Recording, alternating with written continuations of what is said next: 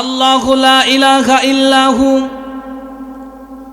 আল্লাহ তো তিনি যিনি ছাড়া কোনো মাবুদ নাই। আল্লাহ তো তিনি যিনি ছাড়া কোনো আইনদাতা নাই। আল্লাহ তো তিনি যিনি ছাড়া কোনো বিধানদাতা নাই। আল্লাহ তো তিনি যিনি ছাড়া কোনো উপাস্য নাই। আল্লাহ রাব্বুল আমিন বলছেন, আলা লাহুল খালকু ওয়াল আমরু তাবারাকাল্লাহু আহসানুল খালিকিন। আলা লাহুল খালকু ওয়াল আমর, সৃষ্টি যার, আইন চলবে তার। আল্লাহ তৈরি, মানুষ কখনো মানব রচিত আইন দিয়ে চলতে পারে না। কথা বলেন ঠিক কিনা? এই যে আপনি যখন মোবাইল কিনেন, আপনি একটা স্যামসং মোবাইল ক্রয় করেছেন, মোবাইলের প্যাকেটে একটা ক্যাটালগ আছে। আপনার মোবাইলটা কেমনে চলবে, কোন বাটন টিপ দিলে কোথায় আপনি যেতে পারবেন, ফেসবুকে যাবেন না ইউটিউবে যাবেন না ভিডমেটে যাবেন, কি দেখবেন, ওই আপনার ক্যাটালগের ভিতরে সব কিছু তথ্যগুলো বর্ণনা করা হয়েছে।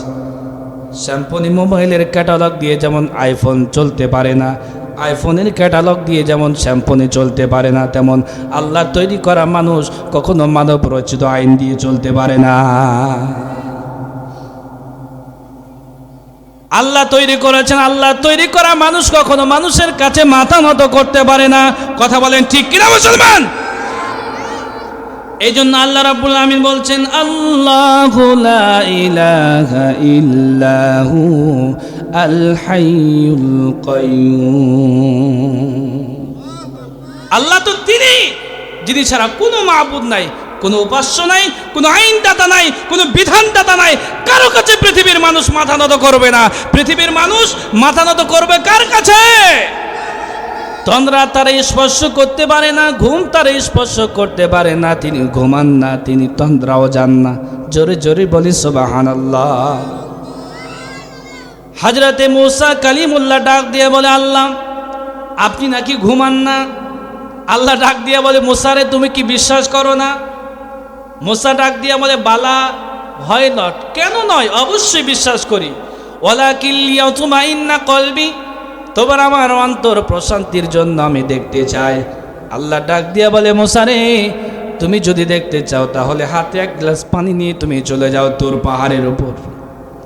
যে তুর পাহাড়ের উপর আল্লাহ পাক হযরতে মূসাকে আল্লাহ পাক নবুয়তি দান করেছেন। সুবহানাল্লাহ। পানির গ্লাস নিয়ে দাঁড়িয়ে আছেন,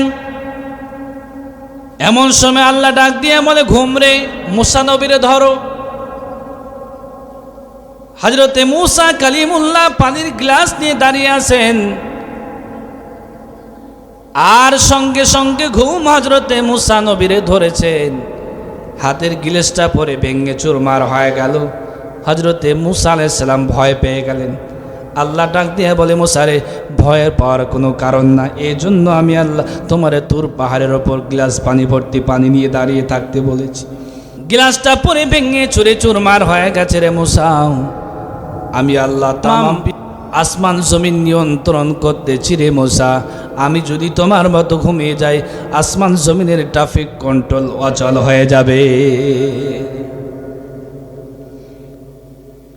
আল্লাহ রাব্বুল আমিন বলছেন, আল্লাহু লা ইলাহা ইল্লাহু আল হাইয়ুল কাইয়্যুম। এই পৃথিবীর মানুষ বারবার জীবন দিয়েছেন ওই আল্লাহকে আল্লাহ বলে স্বীকার করার জন্য, ওই আল্লাহর কাছে মাথা নত করার জন্য। মানব রচিত আইনের কাছে মাথা নত করে নাই। এই জন্য যুগশ্রেষ্ঠ ওলামায়ে কেরাম ফাঁসির মঞ্চে ঝুলেছেন, কারাবরণ করেছেন, জীবন দিয়েছেন, বুকের তাজা রক্ত বাংলার জমিনে ঢেলে দিয়েছেন। মানব রচিত আইনের কাছে মাথা নত করে নাই। কথা বলেন ঠিক কিনা?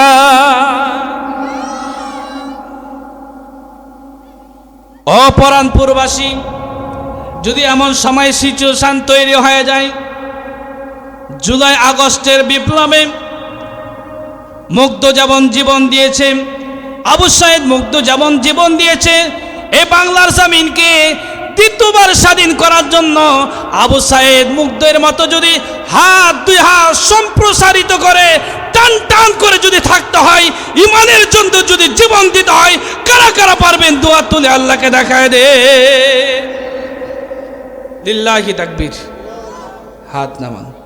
তাফসীর ইবনে কাসির থেকে সূরাতুল বাকারার 255 নম্বর আয়াত, নবী করিম সাল্লাল্লাহু আলাইহি ওয়াসাল্লাম বলেন, এটি এমন একটি আয়াত, কোরআন আল কারীমের সবচেয়ে দামি আয়াত হলো আয়াতুল কুরসি। নবী করিম সাল্লাল্লাহু আলাইহি সাল্লাম বলেন, বুখারী মুসলিমের হাদিস, যে ব্যক্তি প্রত্যেক ফরজ নামাজের পরে আয়াতুল কুরসি নিয়মিত তেলাওয়াত করবেন, জান্নাতে যাওয়া মৃত্যু ব্যতীত আর কোনো বাধা থাকবে না। নবী করিম সাল্লাল্লাহু আলাইহি ওয়াসাল্লাম ডাক দিয়ে বলেন, রাতের বেলায় আল্লাহর কোনো বান্দা বান্দি যদি আয়াতুল কুরসি পড়ে ঘরে ফু দিয়ে ঘুমায় যেতে পারে, জিন শয়তান মানুষ শয়তান তারে ডিস্টার্ব করতে পারবে না। বিশ্বনবী রহমাতাল লিল আলামিন বাইতুল মাল, রাষ্ট্রীয় কোষাগারের সম্পদগুলো সংরক্ষণের জন্য নবীর একজন সাহাবীকে নিয়োজিত করলেন। নবীর ওই সাহাবীর নাম আবু হুরায়রা। নামটা জানো কি? এই আবু হুরায়রার নাম কি আপনারা শুনেছেন? নামটা খুব ভালো না? ছেলে হলে ছেলের নাম রাখা যাবে না? আবু হুরায়রা রাখা যাবে ইনশাআল্লাহ। ওই সাহাবীর নাম আবু হুরায়রা। নবী করিম সাল্লাল্লাহু আলাইহি ওয়াসাল্লাম তাকে বাইতুল মালের প্রহরীর কাজে নিয়োজিত করে দিলেন। তিনি রাতের বেলা এশার নামাজ পড়ে সমাপ্ত করার পরে বাইতুল মাল তথা রাষ্ট্রীয় সম্পদগুলো পাহারা দেওয়া শুরু করলেন। গভীর রজনীতে শয়তান এসে যে চুরি করতে, চোর সম্পদগুলো চুরি করে নিয়ে চলে যাবেন। এমন সময় হযরত আবু হুরায়রা রাদিয়াল্লাহু তাআলা আনহু চোরকে ধরে ফেললেন। আবু হুরায়রা ডাক দিয়ে বলে, চোর রে, তুমি চুরি করতে এসেছো, বিশ্বনবী রহমাতাল লিল আলামিনের কাছে তোমার আমি নিয়ে যাব। চোর ডাক দিয়ে বলে, আবু হুরায়রা, তুমি যদি আমারে বিশ্বনবী দরবারে নিয়ে যাও, তাহলে আমি নিতান্তই গরিব মানুষ, চুরি করার অপরাধে আল্লাহ নবী যদি আমার জেলখানায় বন্দি করে দেয়, তাহলে আমার স্ত্রী পুত্র সন্তান সন্ততি অনাহারে মারা যাবে রে আবু হুরায়রা। এই পরানপুরবাসী, আল্লাহর কোরআন আল কারীমের ভিতরে চোর যদি চুরি করে তার বিরুদ্ধে আইন আছে না নাই? আর একটু জোরে বলেন, জেনাকারীর বিরুদ্ধে আইন আছে না নাই? রাষ্ট্রীয় সম্পদ যদি চুরি করে তার বিরুদ্ধে আইন আছে না নাই? একটু জোরে বলেন। আল্লাহর কোরআন বলছে, ওয়াস-সারিকু ওয়াস-সারিকাতু ফাকতাউ আইদিয়াহুমা জাযাআম বিমা কাসাবা নাকালাম মিনাল্লাহ। ঈমানের পথে অবিচল থেকে আমার মরণ যেন হয়, তোমারই কাছে মিনতি আমার, তোমারই কাছে মিনতি আমার, মহামহিম দয়াময়। ঈমানের পথে অবিচল থেকে আমার মরণ যেন হয়। আল্লাহ রাব্বুল আলামিনের কোরআন বলছে, ওয়াস-সারিকু ওয়াস-সারিকাতু ফাকতাউ আইদিয়াহুমা জাযাআম বিমা কাসাবা নাকালাম মিনাল্লাহ। বাংলার সরকার প্রধান বাহাদুর বাংলা জমিন থেকে চুরি চিরতরে নির্মূল করতে চায়। ওই দেশ স্বাধীন হওয়ার পর থেকে বারবার চেষ্টা করা হয়, কিন্তু বাংলার জমিন থেকে এখনো পর্যন্ত চুরি বন্ধ হয়েছে। ভাই একটু জোরে বলেন। এদেশে 7 কোটি মানুষ কম বলেছে, 7 কোটিরও বেশি। মুজিবের কম্বল কোথায়? কথা বলেন ঠিক কিনা? প্রিয় ভাইরা আমার, যাকে আপনি কম্বল জোগাতে দিয়েছেন, আপনি বিড়ালের কাছে মাছ দিয়েছেন, বিড়াল মাছ খেয়ে ফেলতেছে। কথা বলেন ঠিক কিনা?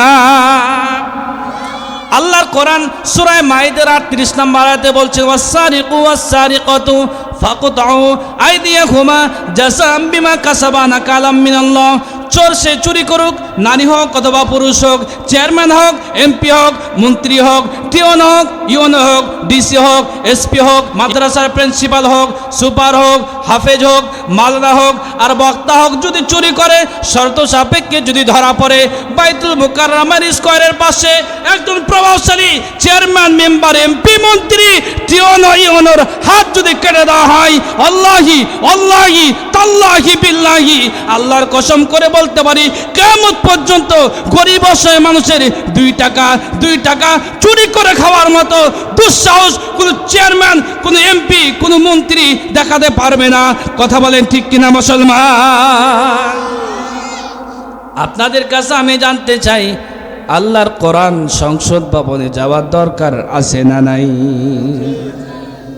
আল্লাহ কোরআন যদি সংসদ ভবনে প্রতিষ্ঠিত হয়ে যায়, দরজা খুলে আপনি ঘুমাতে পারবেন, কোনো টেনশন হবে না। প্রিয় ভাইরা আমার, চোর ডাক দিয়ে বলে আবু হুরায়রা, আমারে যদি তুমি বিশ্বনবী দরবারে নিয়ে যাও আর চুরি করার অপরাধে নবীজি যদি আমারে জেলখানায় বন্দি করে দেন, তাহলে আমার সন্তান সন্ততি অনাহারে মারা যাবে। আবু হুরায়রার বড় মায়া লেগেছে, নরম হৃদয়ের সাহাবী, ওই চোরকে ছেড়ে দিস। হযরতে বেলাল রাদিয়াল্লাহু তাআলা আনহু মসজিদে নববীতে আজান দিয়ে ফেললেন, ফজরের আজান। নামাজ পরিসমাপ্ত হয়ে গেল।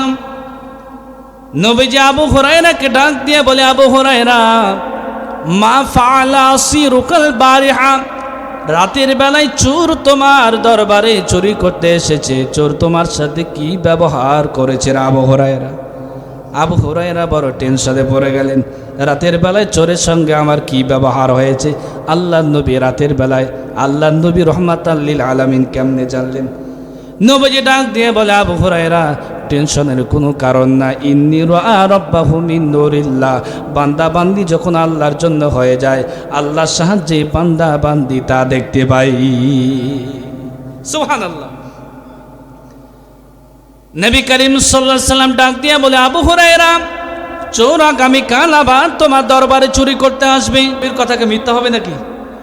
নবীজি বলছেন চোর আগামীকাল আবার চুরি করতে আসবে।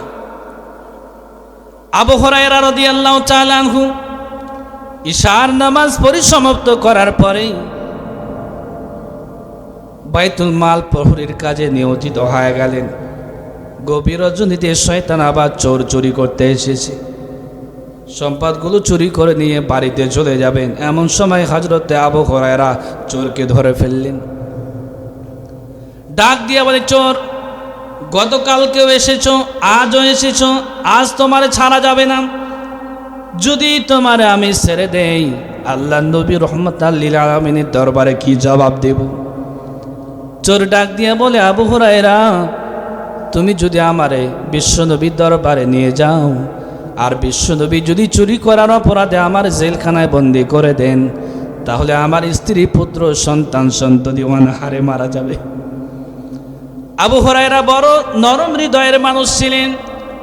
নবীর যতগুলো সাহাবী রয়েছে সবচাইতে নরম হৃদয়ের মানুষ হলো হযরত আবু বকর। আরহামু বি উম্মতি আবু বকর ওয়া আশাদ্দুহুম ফিল্লাহি উমর। সবচাইতে কঠিন হৃদয়ের সাহাবী হলো হযরত উমর। আবু হুরায়রার বড় মায়া লেগেছে, চোরকে ছেড়ে দিলেন। ফজরের নামাজের আজান হয়ে গেল, নামাজ পরিসমাপ্ত হয়ে গেল। নবী করিম সাল্লাল্লাহু আলাইহি ওয়াসাল্লাম প্রশ্ন করলেন, আবু হুরায়রা, মা ফাআলা আসিরুকাল বারিহা, রাতের বেলায় চোর তোমার বাড়িতে চুরি করতে এসেছে, চোর তোমার সঙ্গে কি ব্যবহার করেছে? আবু হুরায়রা ডাক দিয়ে বলি, ইয়া রাসূলুল্লাহ, ইয়া হাবিবাল্লাহ, ফারহিমতুহু ওয়া খাল্লাইতু সাবিলা। ইয়া রাসূলুল্লাহ, ইয়া হাবিবাল্লাহ, আমার বড় মায়া লেগেছে, আমি তারে ছেড়ে দিয়েছি। নবীজি ডাক দিয়ে বলে, আবু হুরায়রা, চোর আবার তোমার বাড়িতে তৃতীয়বার আবার চুরি করতে আসবে। এর মানে আগামীকাল আবার তোমার দরবারে চুরি করতে আসবে। নবীর কথাকে মিথ্যা হবে নাকি? আবু হুরায়রা মনে মনে চিন্তা করেছে, জীবন যাক আর থাক, যত বড় চোর হোক না কেন, দেশের যদি প্রধানমন্ত্রী হয় এরপরও ধরে তার হাতটা কেটে দেব, ঠিক কিনা? হযরত আবু হুরায়রা রাদিয়াল্লাহু তাআলা আনহু ইশার নামাজ পরিসমাপ্ত করার পরে বাইতুল মালের প্রহরীর কাজে নিয়োজিত হয়ে গেলেন। গভীর রাতে চোর আবার চুরি করতে এসেছে, বাইতুল মালের সম্পদগুলো চুরি করে নিয়ে চলে যাবেন। এমন সময় আবু হুরায়রা রাদিয়াল্লাহু তাআলা আনহু চোরকে ধরে ফেলেছে। আবু হুরায়রা ডাক দিয়ে বলে, আজ তোর বাঁচার কোনো উপায় নাই, কারণ তোরে যদি আমারে ছেড়ে দেই আল্লাহর নবী আমারে জেলখানায় বন্দি করে দেবে, অতএব তোরে আজকে ছাড়া যাবে না। শয়তান মনে মনে চিন্তা করেছে, একটা চান্স তো নেওয়া দরকার, ঠিক আছে না, একটা চান্স নেওয়া দরকার। চোর ডাক দিয়া বলে, আবু হুরায়রা, তুমি যদি আমার এই বিশ্ব নবীর দরবারে নিয়ে যাও, আর নবীজি যদি আমার চুরি করার অপরাধে জেলখানায় বন্দি করে দেন, আমার স্ত্রী সন্তান সন্ততি অনাহারে মারা যাবে রে আবু হুরায়রা। আবু হুরায়রা ডাক দিয়া বলে, তোরে ছাড়া যাবে না, তোরে আমি নিয়ে যাব বিশ্ব নবী রাহমাতাল লিল আলামিনের দরবারে। চুরি করার অপরাধে তোর বিচার অবশ্যই করা হবে। ও মুসলমান, আল্লাহর কোরআন যেভাবে বর্ণনা করেছেন সেভাবে যদি এদেশের প্রভাবশালী চোরদের হাত যদি কেটে দেওয়া হতো, আল্লাহর কসম কিয়ামত পর্যন্ত বাংলার জমিনে টাকা পয়সা চুরি করে বিদেশের বেগম পাড়া বাড়ি বানাতে পারতো না। এক স্বৈরাচার, তার বাড়ির কর্মচারী কত কোটি টাকার মালিক? 400 কোটি টাকার মালিক। বাড়ির কর্মচারী যদি 400 কোটি টাকার মালিক হয়, তাহলে বাড়িওয়ালা না জানে কত কোটি টাকার মালিক। এক সালমান এফ রহমান দরবেশ বাবা 36,000 কোটি টাকা আত্মসাৎ করে বিদেশের বেগম পাড়ায় বাড়ি বানিয়েছে। ওর চাইতে বড় রাগবার বল বাংলার জমিনে আছে না নাই? জোরে বলেন, আছে না নাই?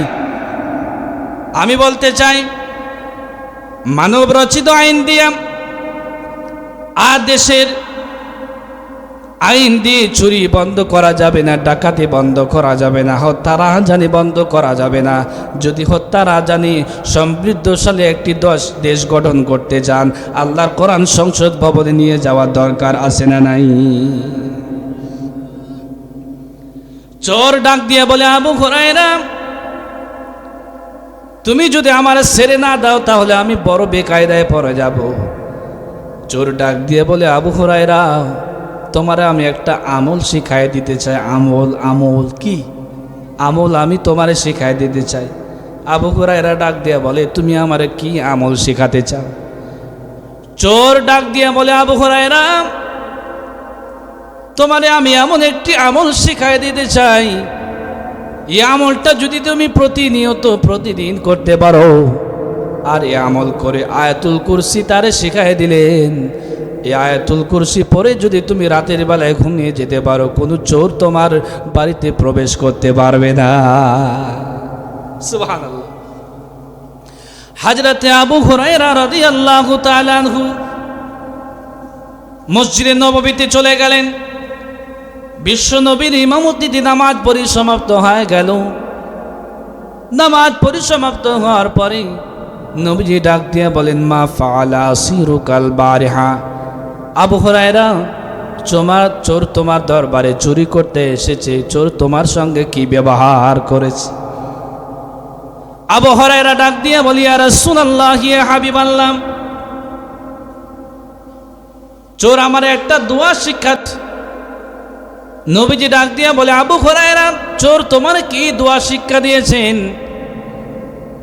আবু হুরায়রা ডাক দিয়ে বলে, ইয়া রাসূলুল্লাহ, ইয়া হাবিবাল্লাহ, চোর আমারে আয়াতুল কুরসি শিক্ষা দিয়েছে।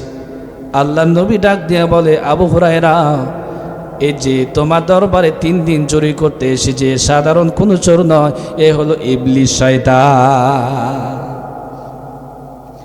নবী ডাক দিয়ে বলে, আবু হুরায়রা, চোর কোনদিন সত্য কথা বলে না রে আবু হুরায়রা, কিন্তু তোমারে যে দোয়াটি শিক্ষা দিয়েছে, যথার্থ সত্য দোয়াটি শিক্ষা দিয়েছেন। এই দোয়া পরে যদি বাড়ির দরজা বন্ধ করে দিতে পারো, চোর তোমার বাড়িতে প্রবেশ করতে পারবে না। আল্লাহ রাব্বুল আমিন বলছেন, আল্লাহু লা ইলাহা ইল্লা হুয়াল হাইয়ুল কাইয়ুম লা তাখুযুহু সিনাতুন ওয়ালা নাওম লাহু মা ফিস সামাওয়াতি ওয়া মা ফিল আরদি মান যাল্লাযী ইয়াশফা'ু ইনদাহু ইল্লা বিইযনিহি يعلم ما بين أيديهم وما خلفهم ولا يحيطون بشيء من علمه إلا بما شاء وسع كرسيه السماوات والأرض ولا يؤوده حفظهما وهو العلي العظيم। এটি এমন একটি ফজিলতপূর্ণ বরকতপূর্ণ আয়াত। এই আয়াতটি প্রতিদিন প্রতিনিয়ত প্রতিটি সময় প্রত্যেক ফরজ নামাজের পরে আপনারা অবশ্যই তেলাওয়াত করবেন। আর ঘুমানোর সময় এই দোয়াটা পড়ে অবশ্যই ঘুমিয়ে যাবেন। এই দোয়াটি পরে যদি ঘুমায় যেতে পারেন, আল্লাহি আল্লাহর কসম, চোর আপনার বাড়িতে প্রবেশ করতে পারবে না। আজ থেকে ১৫০০ বছর পূর্বে, ১৫০০ বছর পূর্বে এমন একটি সোনালী সমাজ আমরা অতিবাহিত করেছি, যে সমাজে মানুষগুলো ঘরের দরওয়াজা খুলে ঘুমাতো।